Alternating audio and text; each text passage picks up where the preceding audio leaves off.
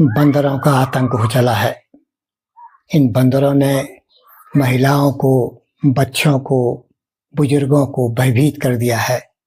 ये उन्हें डरा देते हैं, काट देते हैं। अगर बाजार से आप कुछ सामान लेके लाए तो घर तक उस सामान का पहुंचना मुश्किल है। ये बंदर लूट लेते हैं। बुजुर्गों को तो अब ऐसा लगने लगा है कि उनके लिए कोई पार्क में पिंजड़े-नुमा आकृतियां हों, जहां पर वो बैठ के बात कर सकें, क्योंकि ये बंदरों को वश में करना अब संभव सा नहीं लग रहा है। अब सभी लोगों की ये इच्छा होने लगी है कि उनके मकान पिंजड़े के समान हो, प्रकृति से अलग टाइप के। यही एक तरीका सूझ रहा है जिससे हम बंदरों से अपने आप को बचा पाए।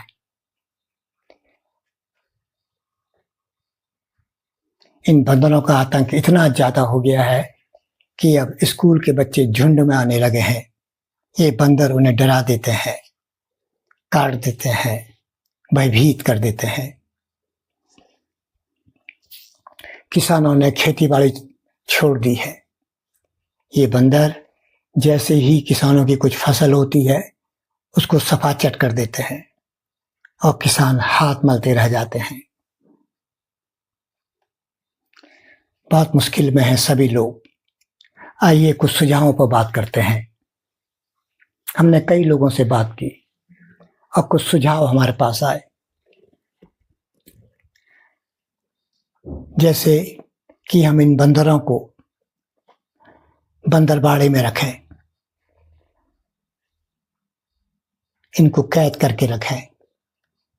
दूसरा सुझाव है कि इन बंदरों को जंगलों में छोड़ा जाए, लेकिन जंगलों में तो होटल बन गए, जंगलों में मंदिर बन गए, जंगलों में कुछ मकान बन गए, जंगलों में भी इनके लिए बहुत जगह नहीं दिख रही।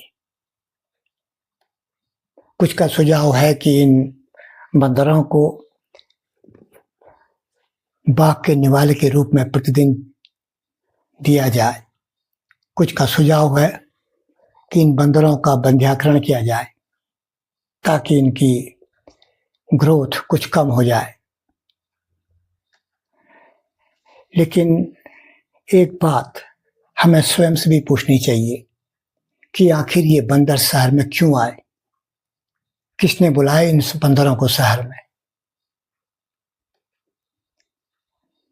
कहीं हमने इन बंदरों के खाने को जो जंगल में होता था, जैसे काफल, हिसालू, घिंघारू आदि को चुरा लिया? कहीं ऐसा तो नहीं हुआ कि हमने इस जंगल से जो भी कंदमूल फल होते हैं उनको भी चुरा लिया और इस जंगल से बंदरों के खाने को करीब करीब खत्म कर दिया, जिसकी वजह से ये बंदर शहर में आ रहे हैं?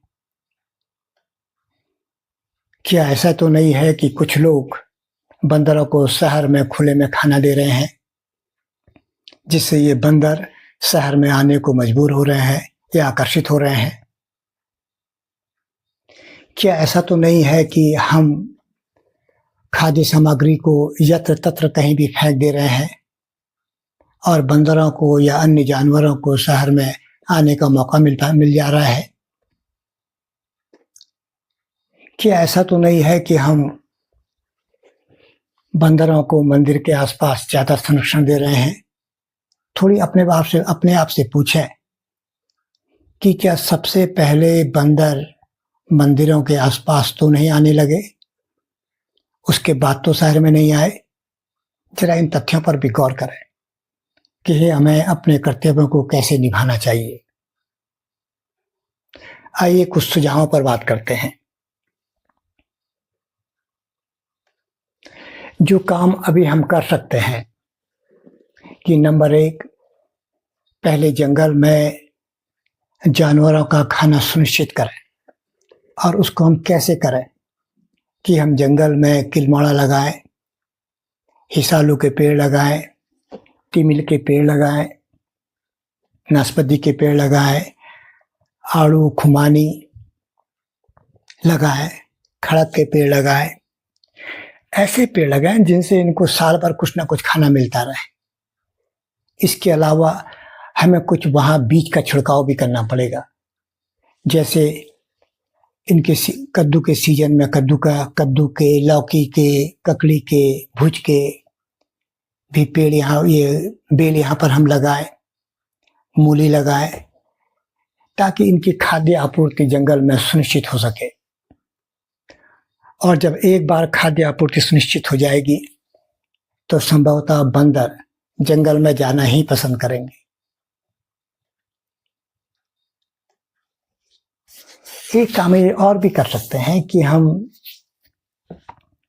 घरों में जैसे आड़ू खाते हैं, खुमानी खाते हैं, पूलम खाते हैं, तो इनके बीज को हम एकत्रित करें और फिर जब हम कभी जंगल में जाएं तो मिट्टी के गोलों के बीच में इन बीज को रखें और फिर जंगल में कहीं कहीं पर लगा दें या ऐसे ही भी डाल दें, तो ये बीज कभी पौधे बन के बाद में कभी वृक्ष बनेंगे और जंगल में खाद्य आपूर्ति को सुनिश्चित करेंगे। इसके अलावा जो फ्रूट प्रिजर्वेशन में जो बीज होते हैं, फलों के जो बीज होते हैं, उनको भी हम जंगलों में लगा सकते हैं। ये भी एक प्रत्येक नागरिक का कर्तव्य हो सकता है कि वो जब भी जंगल जाए तो वो जंगल को समृद्ध करने के दृष्टिकोण से जंगल में जाए और कोई ना कोई बीज अपने पास लेके जाए और जंगल में उसको लगाए भी। हो सकता है उसके इस प्रयास से जंगल फिर पुनः पुष्पित और पल्लवित होने लगे। फॉरेस्ट डिपार्टमेंट या अन्य लोग जो भी जंगल में पेड़ पौधे लगाते हैं, हम इस बात को सुनिश्चित करें कि उनकी प्रॉपर सुरक्षा हो। और कई बार ये देखने में आता है कि हम पेड़ लगाते हैं लेकिन उनकी सुरक्षा न होने के कारण वो बड़े वृक्ष में तब्दील नहीं हो पाते हैं।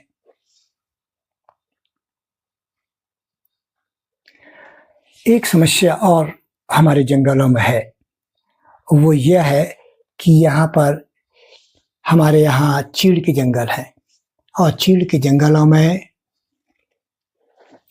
पिरूल होता है। ये पिरूल जहाँ पर होता है, इस पिरूल में फिर अन्य चीजें नहीं हो पाती है, जमीन एसिडिक हो जाती है। तो अगर हम इस पिरूल को समय रहते उठा लें और इस पिरूल के वृक्ष बनाएं, वृक्ष बना के इसका उपयोग हम सौदागृहों में फ्यूल के रूप में करें, तो इससे और इसके एवज में जो ग्रामीण लोग हैं जो इस पिरूल को एकत्र कर रहे हैं, उनको 3 रुपये या 4 रुपये प्रति किलो उनसे पिरूल खरीदें, तो जंगल से पिरूल साफ हो सकता है। और जब जंगल से पिरूल साफ हो जाएगा तो जंगल में आग नहीं लगेगी। इसके अलावा जमीन एसिडिक नहीं होगी और जब जमीन एसिडिक नहीं होगी तो फिर हम इस जंगल में अनेक प्रकार के पौधे भी लगा सकते हैं। हमें थोड़ी ख्याल करना पड़ता है कि जहां पर को जमीन एसिडिक होती है वहां पर थोड़ी गहराई में जाकर पौधे को लगाना पड़ता है। इसके अलावा हमें कुछ चीजों पर ख्याल करना पड़ेगा कि हमारे पास अब जंगल बहुत कम बच गए हैं। हमें रिजर्व फॉरेस्ट के बारे में सोचना चाहिए। जैसे अल्मोड़े को अगर आप देखें तो यहाँ पर अभी थोड़ी फॉरेस्ट में शायद ही में दिखाई देता है, तो ऐसी जगहों को रिजर्व फॉरेस्ट में बनाने का प्रयास करना चाहिए ताकि यहाँ आबादी बढ़ने से पहले ही यह एक रिजर्व फॉरेस्ट बने। ऐसी कई अन्य जगहों पर भी इस बात को सोचा जा सकता है। एक बार जब कोई फॉरेस्ट घना हो जाता है, मानवीय अतिक्रमण से मुक्त हो जाता है, तो वह बहुत सुंदरता के साथ पल्लवित होता है। ऐसे फॉरेस्ट नदियों को रिचार्ज करते हैं। कृषि में जो जल का संकट है, इससे एक बड़ी मात्रा में ये संकट दूर हो सकता है। जानवरों को खाद्य पदार्थ मिलेंगे तो जानवर यहीं रहना पसंद करेंगे। कोई भी जानवर भय वाले क्षेत्र में आना पसंद नहीं करता। जानवर जब भी मनुष्य के क्षेत्र में आते हैं तो वो बहुत रिस्क लेके आते हैं, और अगर हम उनके घरों को अच्छा बना दें तो ये जानवर निश्चित रूप से जंगलों में ही रहना पसंद करेंगे।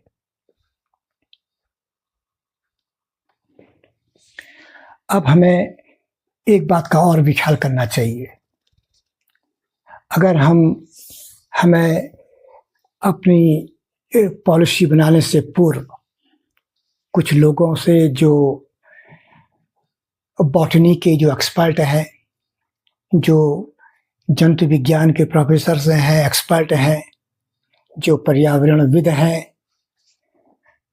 और कुछ सामाजिक सरोकार से जुड़े जो प्रबुद्ध लोग हैं,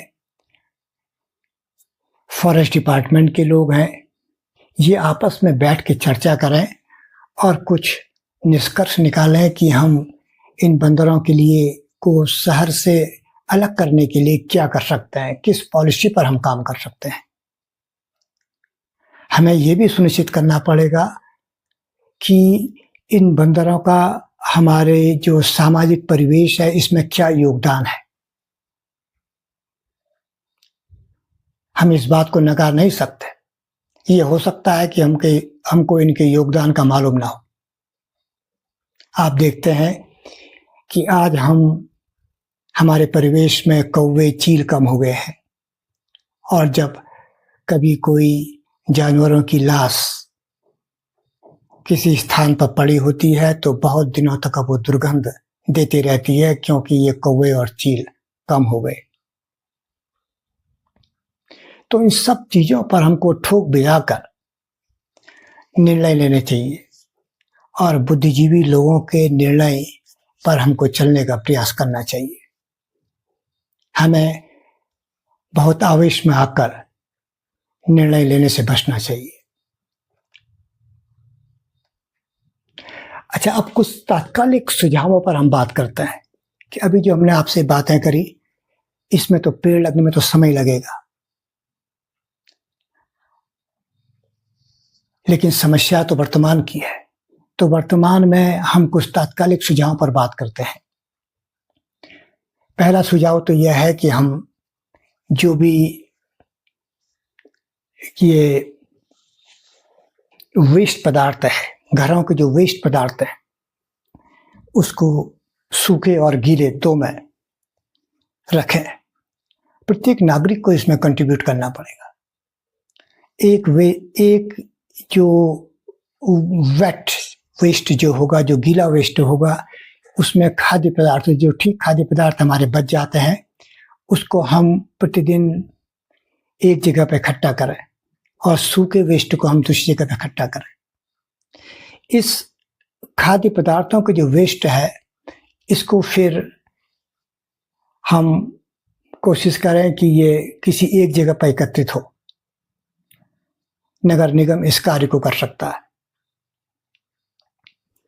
और ये जो वेस्ट पदार्थ है, इसको फिर हम जंगलों में इन जानवरों को देने में काम में लाएं।